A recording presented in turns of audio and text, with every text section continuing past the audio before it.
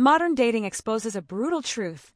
Love, marriage, age, money, and expectations rarely align the way we were promised. I was born in 1989.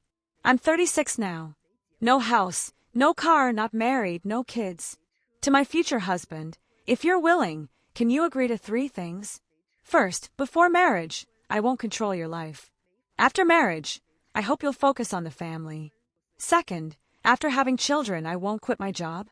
A woman must have her own career. Third, housework should be shared, because a good marriage isn't you earn money, I stay pretty. We should both be capable partners. Would you accept this? I'm 37 and unmarried. Since last year, my father stopped letting me return home for the new year. In rural areas, being single at my age is considered embarrassing, and my father is extremely pride-driven. With another new year approaching, my sister even suggested renting a boyfriend to bring home. I briefly considered it, just to get through the holiday. But if my father ever found out, the consequences would be disastrous. So I've decided no shortcuts. Just find someone decent. Cars, houses, skills don't matter. As long as his values are right, his character is good, and he treats people kindly, that's enough. I'm honestly losing patience. So many people attack me, and the logic behind it is shocking. Sisters, if your bride price goes to your parents and never comes back, who are you actually building a life with, your parents or your husband? If that money ends up funding your brother's house or car, while you and your husband struggle to pay your own mortgage, live frugally, and still get looked down on by relatives, who's benefiting? Tell me honestly, isn't that unfair to yourself? Younger sisters, wake up. Stand firm. Refuse bride price. Stop sacrificing your future for others. The matchmaking market is harsh, there's no denying it. A woman owning a house doesn't increase her value. A high-ranking job doesn't add points. A house with a mortgage may even reduce appeal, because none of this directly benefits the man. Your income doesn't mean you'll share property ownership. You won't lower housing expectations just because you own one. And if there's a mortgage, the man may even be expected to help pay it. On top of that, high-earning women are often perceived as strong, independent, and unwilling to compromise. So what women see as strengths don't always register as advantages to men because they don't affect him directly. Why do so many women act distant during blind dates? The truth is simple. Most of the time, they're just not interested. Men and women react very differently in this situation. Men tend to be direct. If they like you, they move fast. If not, they exit quickly. Women, however, prefer to stay undecided. They neither reject nor accept, appearing cold while keeping options open. The reason lies in cost. Men invest more, money, time, energy. Women mainly invest time. So if a woman isn't interested, she may keep you around while exploring other options simultaneously. Men can't do that as easily. Every date costs them real resources.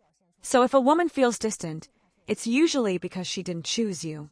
If she truly liked you, she'd be more proactive than you are. Let's talk honestly about the blind dating market in Nanjing. No sugarcoating. First, women with good conditions are everywhere, but men with equally strong conditions are rare.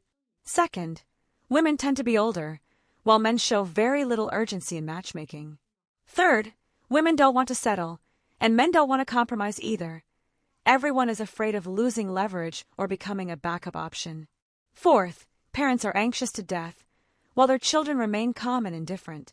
Fifth, many women are older in age but still young psychologically, so their partner standards remain idealized. Sixth, women often say they have no requirements, but once dating starts, nothing ever seems good enough. Seventh, high-quality men would rather stay single than lower standards, because even average women now come with high expectations. This scares men away. Lastly, women often believe education and income define value.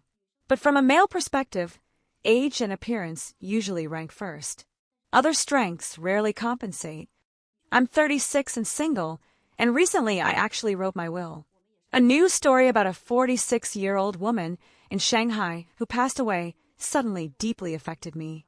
With no immediate heirs, her property was taken over by authorities. Even relatives couldn't fulfill her final wishes. My situation isn't simple either. Legally, I'm the head of my household. My parents passed away early, I have siblings, but we were raised separately, and legally we barely count as family. Sometimes I truly feel like I'm alone in this world. No parents, no partner, no children. And to say it bluntly, if something happened to me, I might disappear quietly too. But if life ever gives me the chance to be truly loved, I would hold on to it with everything I have. Just eating out and watching movies won't tell you whether a man is fit for marriage. A 33-year-old follower once asked me how to know if the man she's dating is someone she can actually marry. My advice was simple: stop casual dating and push the relationship toward marriage. She asked, if I'm not sure he's marriage material, why move that fast? Because if you never move toward marriage, you'll never find out. Real situations reveal real people. Travel together. Short trips are enough. When you're tired, stressed, or facing problems, you'll see how he handles emotions, communicates, and solves issues. Daily dates are too comfortable. When people are relaxed, they hide their flaws. Travel doesn't mean sharing a room. Just book separate rooms. Time matters, especially in your 30s. You can't afford to observe someone for years. Moving toward marriage also means meeting parents. Meeting parents doesn't force marriage, it gives you clarity. You see his family, his upbringing, and what kind of environment shaped him. Words can lie, but real visits don't. After meeting parents, you enter each other's lives, friends, families, real responsibilities. Only then does a person's character show.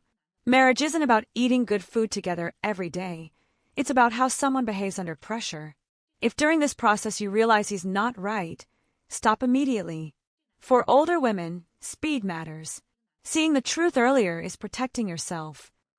I genuinely believe idol dramas are partly responsible for why many women struggle to marry today. Those of us born in the 90s grew up watching stories of powerful CEOs falling for ordinary girls. Now that we're in our 30s, dramas have shifted again, this time to young men falling for older women, even with strong fantasy grooming elements. Take the recent hit drama, Sniping the Butterfly. It tells the story of an age gap romance where the younger man admires an older, divorced, successful woman from his teenage years, reunites later as a rich CEO, and chases her obsessively. It's unrealistic, but extremely satisfying for women in their 30s. And in real life, more women are choosing younger men. Formerly labeled leftover women, many successful women now skip men their own age and date younger ones instead. The requirements are clear. The man doesn't need assets, but must be attractive, emotionally attentive, and deeply invested. Cute by day, passionate by night. But sister-brother relationships also demand a lot from women: beauty, maturity, taste, intelligence, and financial stability. So here's the real question. Sisters may like younger men, but do younger men truly want older women?